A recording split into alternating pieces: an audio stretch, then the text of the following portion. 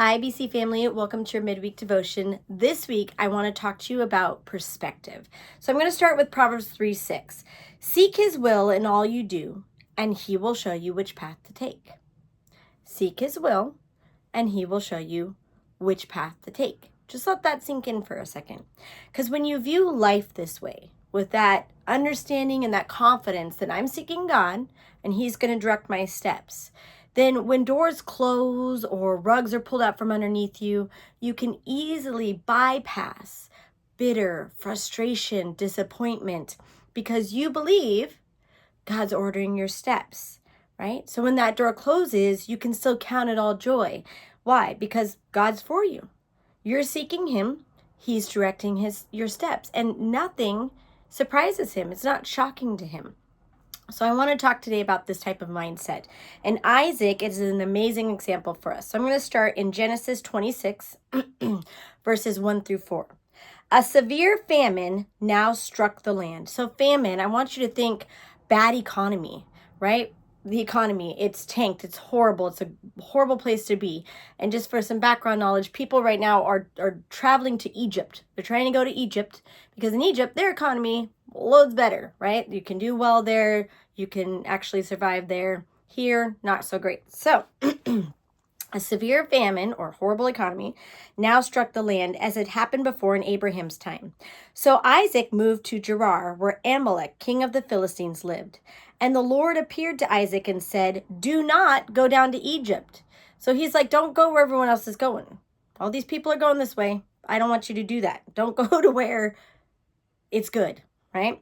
He said, "Do not go down to Egypt, but do as I tell you. Live here as a foreigner in this land, and I will be with you and bless you." I really like that because he said, live here as a foreigner in this land. And it really gave me that visual of we are the light in darkness.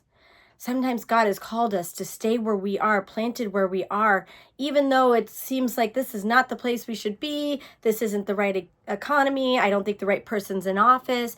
But when you're called to be at a certain spot, you are the light in that darkness. And right now, Isaac, in my opinion, he's that light. He's going to demonstrate to them the goodness of God and who God is in this dark place.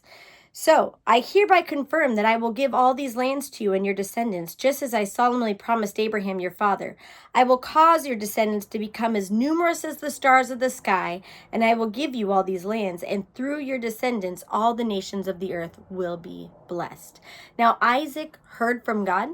He chose to obey, and he saw favor and blessings. But that doesn't mean it didn't come without some hardships, right? He's in a place, he's a foreigner, he stands out like a sore thumb, right? He's not conforming like everyone else. And he's in a land where the economy is horrible. There's famine. You know there was some hardships there. But in the midst of a famine, Isaac kept his mind on the promise that God told him, that if you obey me, I will bless you where you're at. And he thrived. Crops grew despite the famine, despite the economy. It really reminded me of what Pastor George Pearson says sometimes. He says, we are not subject to the times. The times are subject to us.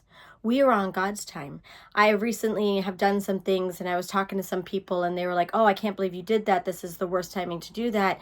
You know, the economy is horrible. This is like the worst time you could think to do these things.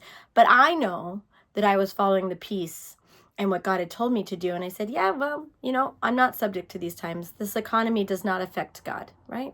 It's not going to affect God. So that reminded me of Jeremiah 17, 7 through 8.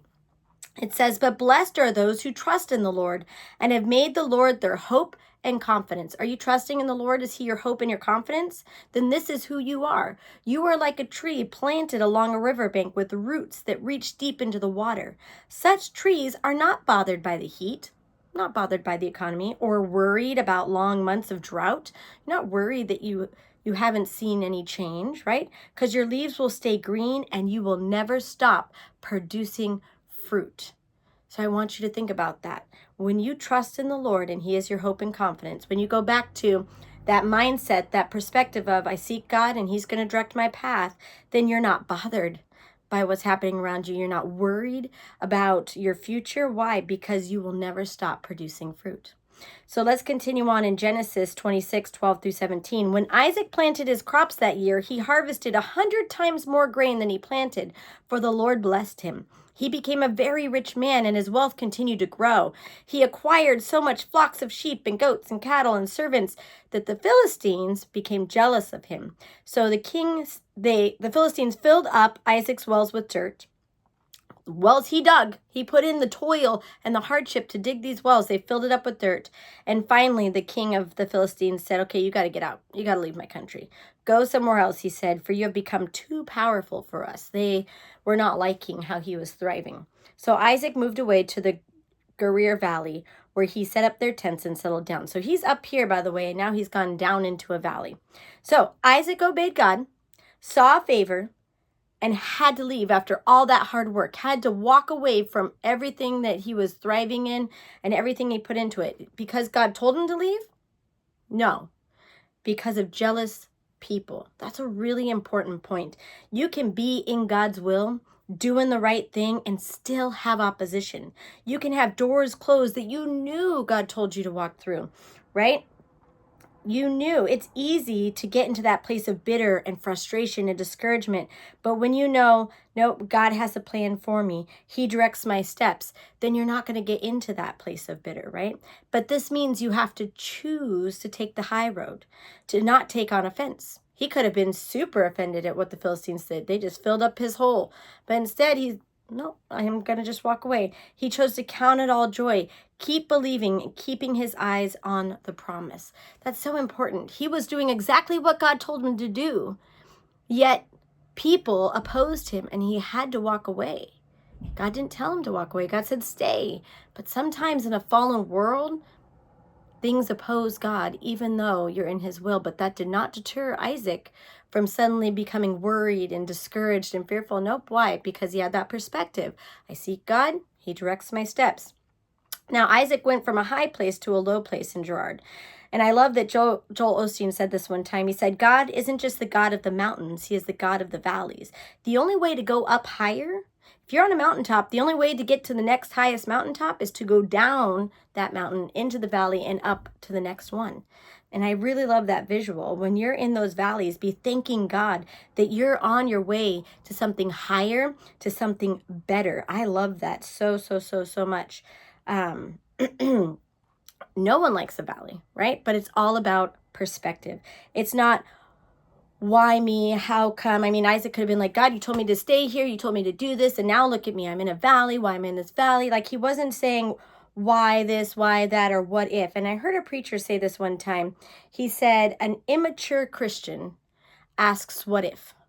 What if this doesn't work out? What if God doesn't through? Why? How come? But a mature Christian says, even if this doesn't go the way that I think it's supposed to go, God, you got me. That is the perspective switch that I'm trying to have you guys see here today. So even when your plans get derailed, even when you're like, okay, God, you said marry this person and they walked out. That didn't shock God, it shocked you. And God did call you to that person, but that doesn't mean it's over. You hang on to that perspective with, nope, God, I seek you. You direct my steps. What did Jeremiah say? I am putting my hope and my confidence in you, and I am not going to stop producing fruit. My leaves aren't going to wither. I'm not going to worry about that, right? God said, you just have to jump on and thank God that you're moving on to better. When you find yourself in that valley, think, okay, I came off of a high top, I'm down in the valley, but I'm going to go up again. And you're thanking God for that. So David understood this perspective of even if. So I want to end today with Psalms 23. The Lord is my shepherd, I have all that I need. That is an even if mentality. And that is perspective number one that David has. The Lord is my shepherd, I got all that I need. Doesn't matter. There was no stipulation. Only when things are going well. No, there was none. It means when things are good, when the rug's pulled out from underneath you, when the door closes, the Lord is my shepherd, I have all that I need. I mean, I encourage you to just say that out loud where you are, right? That's that perspective that David had. He leads me beside peaceful streams and he renews my strength. He guides me along the right paths, bringing honor to his name. Here's the thing. It said he leads me. So are you letting him lead you to peace? right? You have to be led. That means you're letting go of control, right? Because when you do that, then he renews your strength. That's what he was saying, right? He brings you that peace. But what's your first perspective? The Lord is my shepherd. I have all that I need. When you do that and you let go, then he can lead you, right? Even when I walk through the darkest valley, even when, that's the same thing as even if. That's his mentality. Even when I walk through the darkest valley, even if, he said, I'm not going to be afraid, for you are close beside me. Your rod and your staff protect and comfort me. And I love that, because how can David be at that place? Even when you know it was yours, you know you were supposed to marry that person, you were supposed to have that job, you don't have to fear because you kept that perspective. The Lord is my shepherd. I have all that I need. David kept that perspective. He never held on to bitter and discouragement and worry. He always just, the Lord is my shepherd. I have all that I need. Even if I'm going through it, I'm not going to fear. Then it says, you prepare a feast before me in the presence of my enemies. I love that. But notice it's prepared for you, but you have to choose to sit at that table. You have to choose to be led into peace. You have to choose to sit at that table and keep that perspective. The Lord is my shepherd. I have all that I need, even if, right? And then it continues with, you honor me by anointing my head with oil, and my cup overflows with blessings. Here's where I want to end today. I want you to make this a daily confession. Every day, confess this.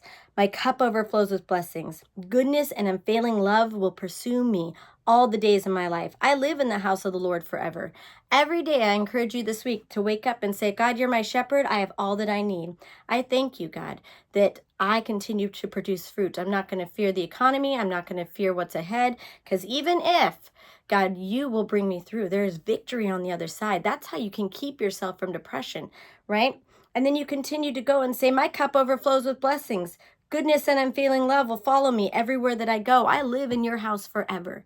Continue to wake up every day and say that, and you're going to see a perspective shift in your life. Have a great week. Bye.